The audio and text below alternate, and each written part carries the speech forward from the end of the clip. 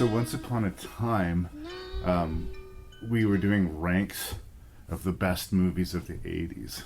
And because like I didn't want to cop out and like do ties or whatever, I ranked Nightmare on Elm Street. I think it was fourth or something like that.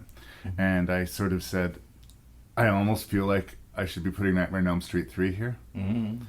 Nightmare on Elm Street 1 and 3 make such a complete piece together. Like I said, it gives Elm Street the good ending that it deserved. And it really utilizes the dream world in a way that every subsequent sequel is going to largely fail to do for me. And I think most smartly, and I think the thing that really set a fire in kids' imaginations and maybe why Freddy ended up on lunchboxes and why the next movie was the most profitable of the entire franchise, it empowers the kids. No longer are you helpless in your dreams. The big secret twist is that if you can lucid dream, if you can harness your dream, if you can control your dreams, in theory, you're every bit as powerful as Freddy. Because in the dream world, anything is possible. That's true for Freddy, but while you're dreaming, it's also true for you. What kind of epic dreamscape battles could unfold in this world? Well, let's ask Chuck Russell and Frank Darabont, who brought us the remake of The Fly subsequently to this. And I believe collaborated on the sequel. They wrote the sequel to The Fly. The Eric Stoll's Son of the Fly, whatever version.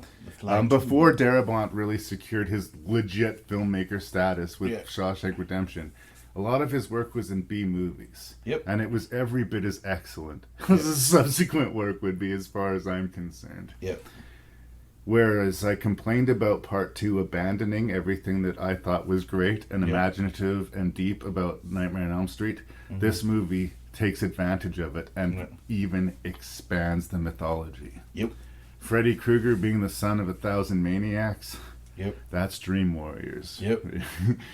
And Heather Langenkamp comes back to finish the story and Nancy's sort of saga. And she comes in as sort of the person to teach these kids how to fight Freddy. She situates herself as the Gandalf sort of character and necessarily dooms herself. But when I watched this as a kid, I didn't understand narrative structure in that way. So when, spoilers kids, when Nancy got it at the end of the movie, my mind was legit fucking blown. Like, I kept on waiting for that scene where Nancy was going to be alive. And nope. It was if they were going to kill someone from the previous movie, they do it in the first reel, right? It's like the kill before the opening credits, usually. So this movie embraced all the things that we loved about Nightmare on Elm Street, and to me, at least in my young kid mind, broke some rules. As well as, if the first movie ignited my imagination, this one just kicked down all the doors. Now, what a Nightmare on Elm Street movie could be was, who knew? If you're gonna kill your main heroine, and I'm looking at you, Halloween franchise, you got to do it the way they did it. Make it count. Make it count. And they did it in A Nightmare on Elm Street 3. You feel it. A lot of people went, damn. But again, like from a story structure place, she was a safe character for us, right? Everybody felt safe when Nancy was around. She knew everything about Freddy. She knew how to deal with Freddy. She knew how to protect the kid. You felt secure. Like all of a sudden, it wasn't just a horror movie. This was a action sci-fi movie. I actually think this is the first X-Men movie before anyone else knew how to do it. It does sort of feel like kids sort of learning about kids learning their power. Or embracing their power, whatever that would be. Again, choose your metaphor. And this is why I'm somewhat excited about the New Mutants. I'm thinking in some ways this could be the next Dream Warriors, but hey, that's a different theory. Well, here's hoping. I'm not as anything that's in development held that long. But anyway, Nightmare on Elm Street 3 Dream Warriors.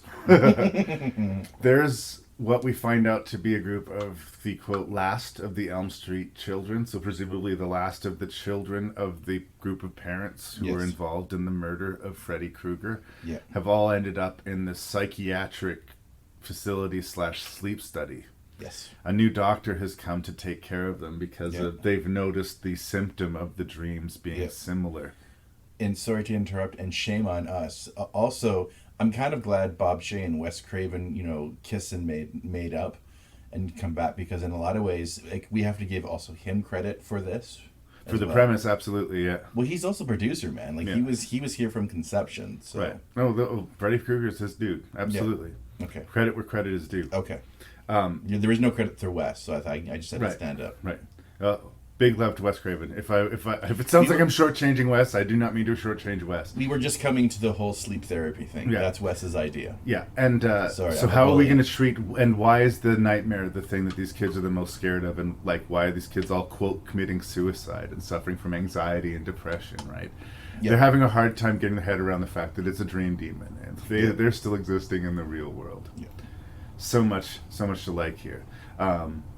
All of the kids are introduced in a very natural way. We have a new arrival in Patricia Arquette. Yep. So she gets a walk and talk through the facility. This is this character, and that's their thing. Yeah. This kid is in a wheelchair, and he likes Dungeons and Dragons. Yep.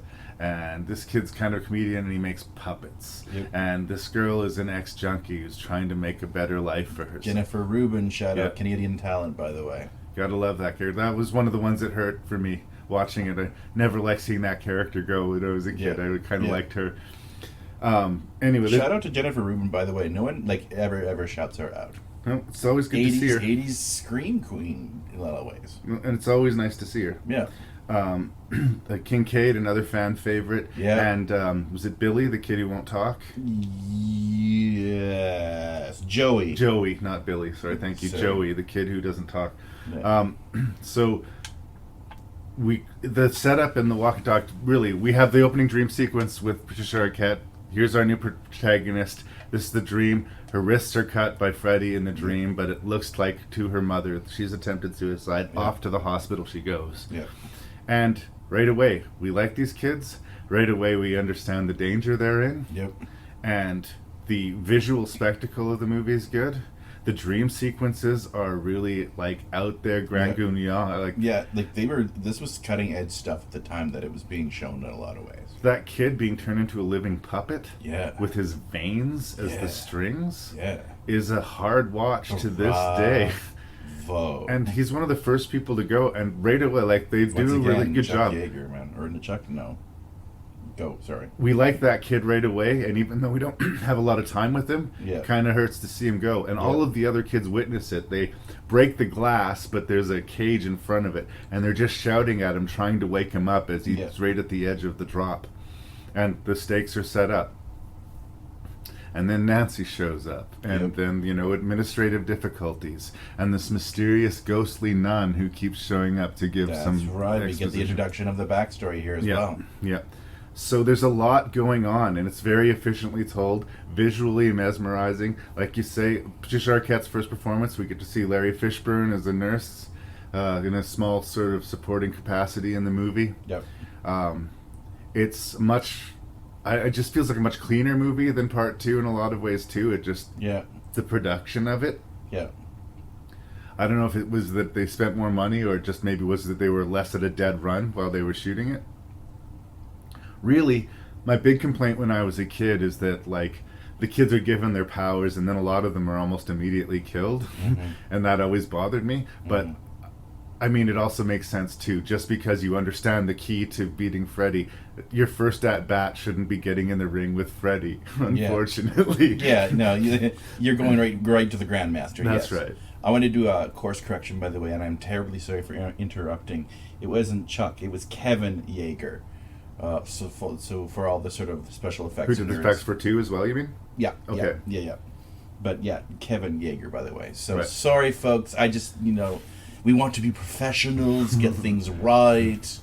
Other than maybe some of the Dream Warriors getting killed off faster than I would like it to, there's just nothing that I didn't love about the movie as a kid, and I've never really changed my mind on it. So, where do you land? I'm like, I love it. I love it. This was one of the first Wes Craven movies I saw at Place Real Theaters. They did I saw it at the Waskasoo movie theater way back in the day. They did a retro showing of it. And weird side note, you could actually buy that movie theater now if you want, ladies and gentlemen. So those listening to it, save that movie theater. It's a classic. But no, I love it. I take it almost like I mean, it's a nightmare movie. Clearly a nightmare movie. This is also the start of the whole, wisecracking, one-liner Freddy's. This is when this really shows up, for good or ill, if you want to say. He starts punctuating things with bitch a little bit. Time.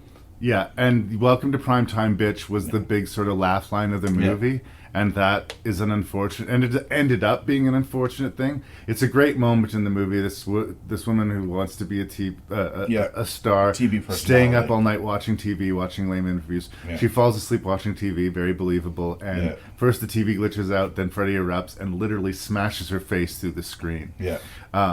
It was a great moment punctuated by "Welcome to Primetime, Bitch," right? Yeah. But everybody would quote that out of the theaters, and some producer somewhere clocked that. Yeah. So when they were making 4 or 5 forward, Freddy's got to have a zinger. Henceforth, Freddy's got to not just kill them, he's got to make fun of them while he kills them, and it's got to be, quote, funny. Yeah. And it works in this movie because they don't oversalt, but I think going forward, they kind of overpour. Yeah. I take it as a great adult comic book movie where the big sort of Magneto character is Freddy Krueger and all the rest are sort of X-Men characters.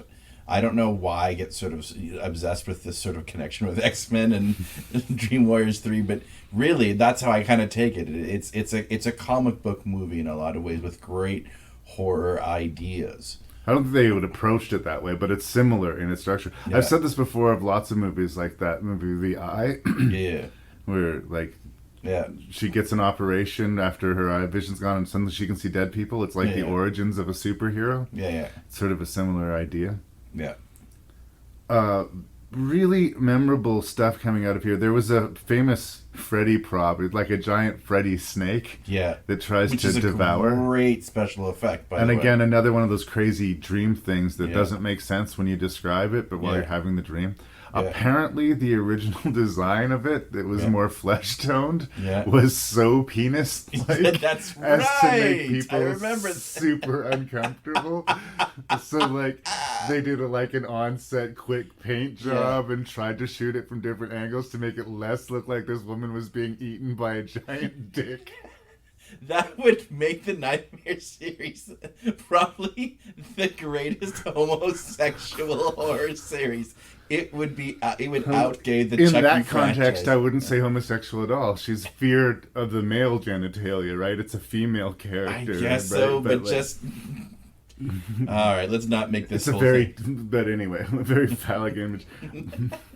But you have to admit, if they went with that. But to me, the effect that's always the most disturbing to me is like the little yum mouths that show up on Jennifer Rubin's arm. She was a junkie. Yeah. And Freddy turns his fingers into needles. Yeah, and she looks at her arms, and the track marks on her arms have turned into little mouths, making these yummy really disturbing. When I watched it as a kid, I didn't really understand the concept of a junkie, even like needle drugs. The whole idea was foreign to me. Yeah. So it just read as mainly absurd or abstract to me. But man, did that stick with me. I loved this movie, but I kind of hated that scene because those little mouths creeped me out, and I didn't like seeing her die because she was cool. Yeah. I almost wish the Patricia Arquette character died and she lived for me. Yeah. But no, there's some pretty awful deaths in this movie. We've already talked about the puppet one. Hers is pretty bad. The wizard, I think he gets cut. He just gets stabbed in the heart with the glove. But again, he wolfs out, gets to be the wizard, hurts Freddy just for a second, and then gets overconfident and takes the glove to the heart. Yeah, right. I love that they give a lot more to John Saxon as well. Yeah. And who's the other actor, by the way? I saw this guy in a Bigfoot movie once. He's in that movie Ghost Story a long time ago. And I recognized him from this, but Craig Wasson. He's also in that Brian De Palma movie. Not his Body Doubles. Anyways, Craig Wasson is the guy we're talking about anyway. I've bumped into him a few times before. He's sort of like one of those one of those that guys. Yeah. And he gets tied up with the story of like Freddy Krueger's mom and this what turns out to be super twist ghost, teaching him Freddy's backstory and telling him to find Freddy's remain and give it a proper Christian burial. Yeah. Another thing that I love about this movie that like people argue dates the movie or stands out as being strange, the stop motion skeleton. Yeah, that's like badass. The weird like Harryhausen thing. The skeleton looks great. It's the blue screen stuff that actually like sells. Same thing. I find the same thing actually in like the Evil Dead 2 and Army of Darkness. It's not the stop motion that looks weird. It's the integration of the actual actor that gives away the gag. Yeah. But I just love stop motion, and I love that they decided to go that way and they didn't have to, and they just embraced it. There was a lot of good ideas put into this script. Like a lot, like even like just the overall narrative. But I agree, like that whole idea of making it all like the whole Harryhausen tribute. Yeah. To the 7 Voyages of Sinbad. That special effects. That was the only thing in the movie that's done with that style of effect. Yeah. And again, this is, I think the thing that's weird about it is that this is one of the things that's quote happening in the real world. Yeah. John Saxon and Wasson have come to find Freddy's body in this junkyard and bury it. Yeah. And the bones sort of form together. Yeah. And in a dream sequence, we might be more accepting of it. Yeah. But I just love that style of animation, and I just thought, again, that good call. Yeah. No, I was like, chin, yes. Even its little victory thing that it does after I remember that. That was a nice touch. Throws his hands in the air and then all the bones fall into a pile. It's well done. It's fun. Yeah. Like, it's controversial, and especially like it feels like I'm contradicting myself because I didn't include it in my 80s list. But to me, my love for Elm Street 3 might be greater than my love for Nightmare on Elm Street. Yeah. But I really do see them as two pieces of one sort of epic horror movie. Yeah. Elm Street 1 and 3 are as good as Elm Street gets. And I suspect as good as it will ever get. Yeah. Special shout out to that scene, by the way. And it's got a great opening sequence, even with the sort of building of the popsicle stick straw house. Where she's running on that sort of bed. Patricia Arquette is running away from Freddy. I think it's a hallway, and she starts running on that whole bed of flesh. She gets caught in it somehow. Do you remember what I'm talking about? So, yeah. I thought that's taken from a lot of people have that dream where you're trying to run away and you're not. Yeah, like that was a horrifying... It's like running through mud. I don't have that. Sometimes I feel like I need to defend myself in a dream, and I want to punch somebody or push somebody away. And just as I try to do it, I just have no strength in my arms. I just weak. Yeah. not up to the defense. Yeah. So I think I've been pretty thorough in my praise. Nightmare on Elm Street 3, The Dream Warriors. Yeah. It completes Nightmare on Elm Street, and in that way it doesn't have the flaw that Nightmare on Elm Street does, which is arguably the ending. Like we said, the movie's so good that we forgive the ending, and it's still a quote classic horror movie. Yeah. But this movie rises to meet it. And they didn't throw in the towel. They didn't look at number 2 and say, "Oh, they've already shat the bed. Why bother?" Yeah. No, they really put a lot of time, energy, effect, and imagination into making an epic fantasy horror Apparently movie. It was a very difficult shoot. Well, it must have been. They were really ambitious. A lot of huge effects, and New Line was still they put money into it because that was their cash cow. But I don't think they were. Yeah, they weren't like Fox or Paramount. They were the little engine that could. No, I have nothing but mad love for Nightmare on Elm Street 3. It's I think it's, to me, one of the best comic book horror movies ever made. I'm trying to think. We've already talked about Lawrence Fishburne, have we not? Yeah, I mentioned that he was in it. Yeah, and also this is Patricia Arquette's first movie. No, I have nothing but mad love for the Dream Warriors. It's hilarious how much you sing on my podcast. I know. I have to I might have to put a compilation together sometime of how often you will sing. I do. Do you have a secret desire? Are you going to be a pop star in the wings? No. We all I have do. dreams. I know, but I And do. in your dreams, you can do anything. Yep. Dream Warriors taught me that. Yeah, I just think to all the Dokken fans out there. Dokken. As Dokken- relevant is it Dokken? today. Sorry, yeah. Was it Dokken or Dog? I think thought it's it was Dokken. but- I think As it's relevant Dokken. today as they were Yeah. in 1986. They're still together, by Are the they? way. I actually checked that. They probably played Dream Warriors every Friday and Saturday night since 1986. Can you imagine that some man. kid's bar mitzvah? Just so sad. They're still working. Yeah. Hey, they're doing it with their love. They're doing it with their love.